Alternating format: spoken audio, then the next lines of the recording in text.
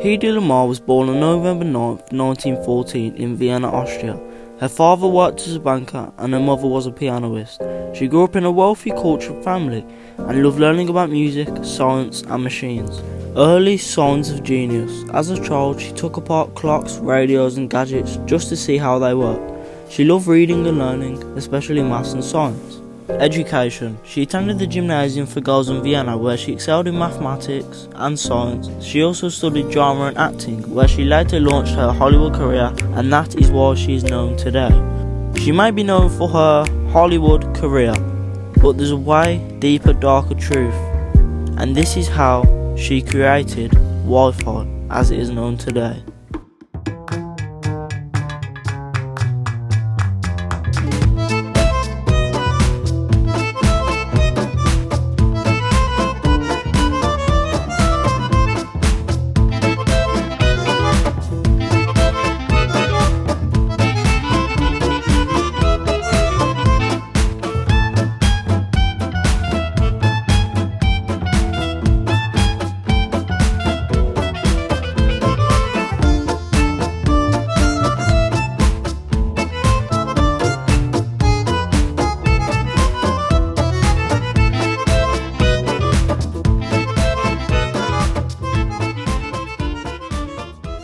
At 19, she became famous in the controversial European film Ecstasy, 1933.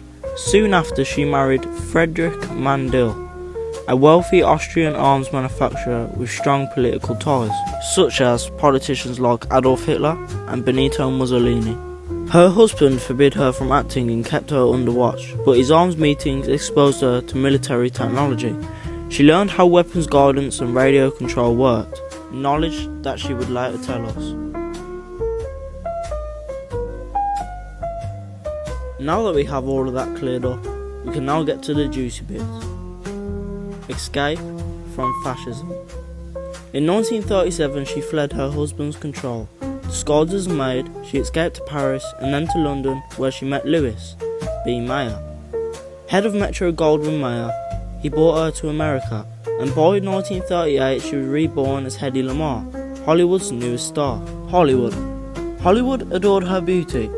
She starred in hits like Algiers, Samson and Delilah, but off screen Hedy spent nights inventing. She built and upgraded traffic signals, experimented with aircraft wing designs and kept an inventor's notebook.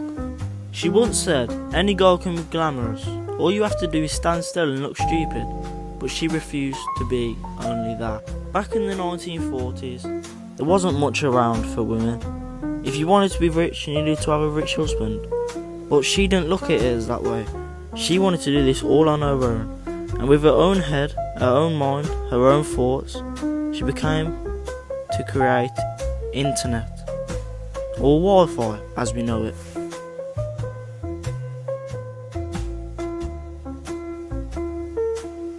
When World War II erupted, she wanted to help the Allied cause. At the time, the military used radio signals to control torpedoes, but enemies could easily intercept or jam those signals, sending the torpedoes off course.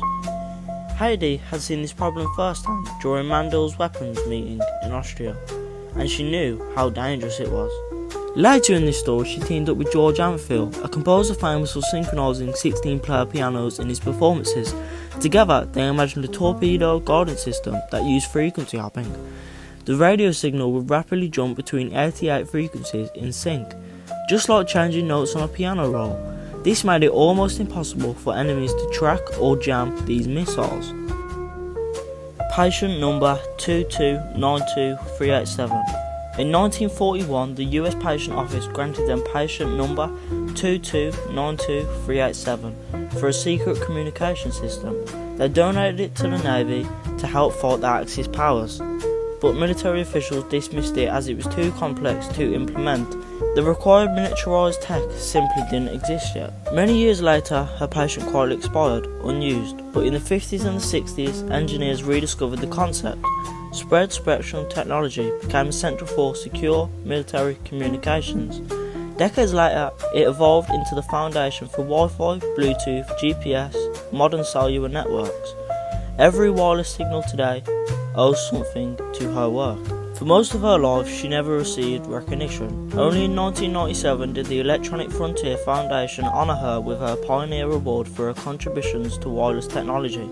She passed away in early 2000s, at only 85 years old, having lived long enough to see a glimpse of the wireless revolution that she helped start, just because she destined for more.